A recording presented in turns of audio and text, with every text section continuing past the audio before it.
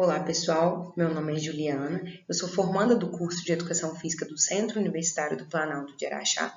Eu vim falar para você sobre o meu TCC, que teve como tema as implicações da gordura corporal sobre a função física dos idosos. Ele foi uma revisão de literatura.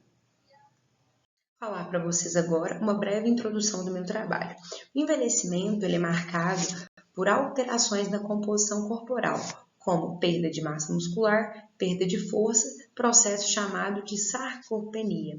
Além desse processo, também temos nos indivíduos idosos um aumento da gordura corporal. Isso faz com que os indivíduos percam a capacidade de realizar algumas tarefas básicas do seu dia a dia. A justificativa do meu trabalho é apresentar estudos que vão aumentar a compreensão do papel da gordura sobre as alterações na função física dos indivíduos idosos. Meu objetivo, então, é discutir, por meio de uma revisão de literatura, as implicações que a gordura corporal tem sobre a função física dos idosos. A minha metodologia é uma revisão bibliográfica do tipo sistemática. Eu consultei dados apenas no PubMed. Eu selecionei 15 artigos inicialmente, mas após a leitura dos artigos como um todo, eu excluí ainda mais um. Sendo assim, minha revisão bibliográfica, ela contém 14 artigos. Os meus critérios de inclusão foram estudos clínicos longitudinais e transversais, e os meus critérios de exclusão foram revisões de literatura, incluindo meta-análise. A seguir tem uma tabela com os principais resultados apresentados no meu estudo.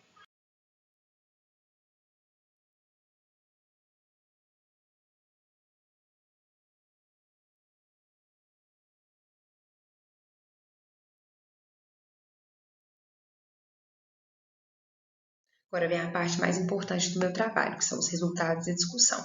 Dentro desses resultados, eu abordei 3 tópicos diferentes. O primeiro deles é a importância da massa magra ou da massa gorda e qual que é o preditor mais importante em relação à função física do indivíduo idoso. Dentro desse tópico, eu trouxe 4 estudos e 3 deles mostraram que a massa gorda total foi sim o preditor mais forte para a perda de função física do indivíduo idoso, já que nos testes de função física que utilizavam de locomover a parte inferior do corpo, a massa gorda total gerou uma sobrecarga mecânica sobre os membros inferiores, o que fez com que os indivíduos tivessem mais dificuldade em realizar essas tarefas.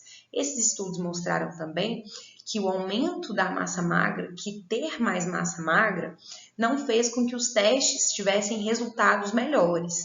E os estudos mostraram também que a massa magra só é mais relevante para a função física do indivíduo idoso se a massa gorda total estiver dentro dos parâmetros normais. Ou seja, se o indivíduo apresentar sobrepeso ou obesidade, o fator mais importante seria a massa gorda total. Dentro desse mesmo tópico, esse autor ele veio com uma ideia contrária aos demais estudos. Ele mostrou que a massa magra ela foi o preditor mais forte para prever perda de função física do indivíduo idoso e que a força ela teve uma associação maior com as tarefas que exigiam deslocamento da massa corporal e que a massa gorda total ela não teve quase nenhuma relação com os testes de função física.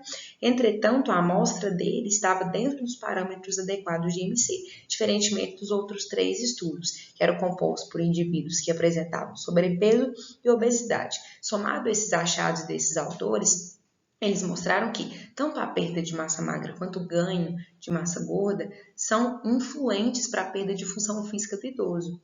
Entretanto, o indivíduo idoso ele tem uma tendência maior a ganhar massa gorda. Então, é sugerido que a massa gorda total prevê uma perda de função física maior em idosos.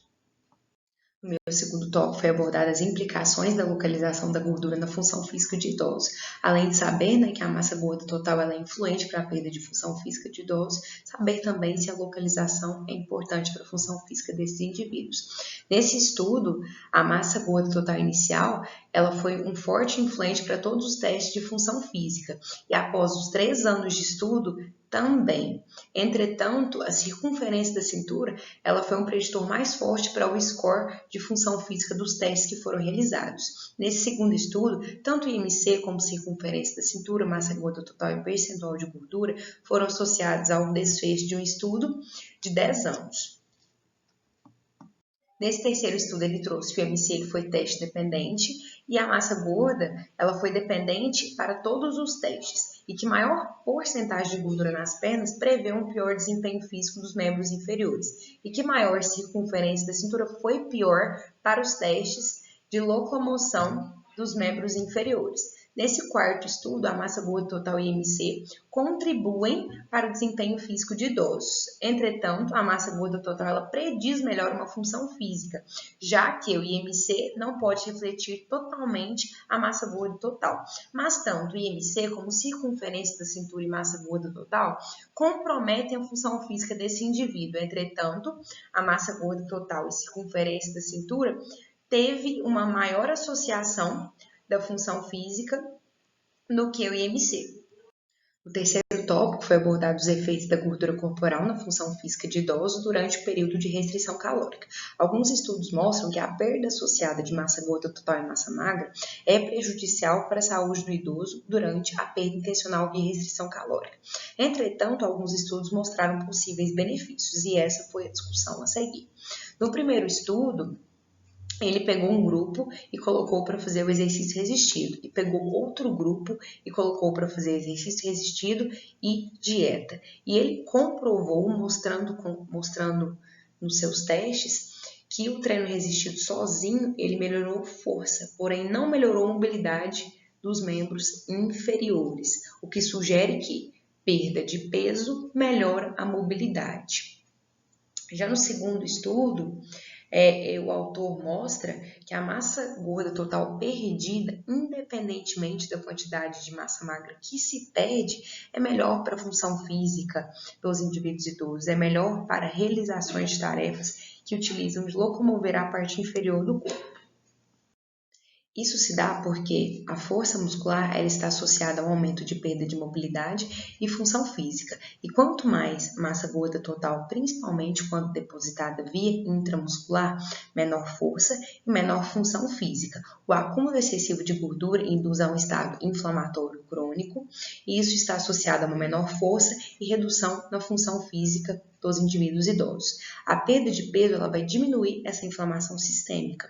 E diminuir essa massa corporal total vai melhorar a função física do indivíduo idoso. Minhas considerações finais. A função física de idosos é mais influenciada pela massa gorda total do que pela massa magra, idosos que apresentam sobrepeso e obesidade.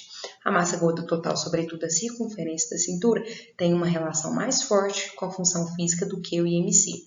E a perda de massa corporal total promovida pela perda de peso intencional está associada a melhorias na função física de idosos. Dessa forma, faz necessário mais estudos para compreender o papel da massa gorda no que tange a função física. E este foi o meu trabalho.